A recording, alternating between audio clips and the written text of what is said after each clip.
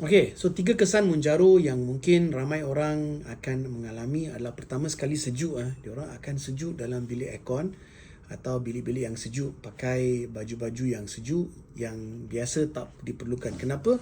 Sebab Mounjaro akan, orang kata, menghancurkan lemak-lemak di bawah kulit. So lemak diperlukan untuk insulation, untuk sejuk, dan tidak ada, so akan rasa sejuk dengan banyak. Yang kedua adalah degupan jantung yang tinggi. So heart rate akan tinggi.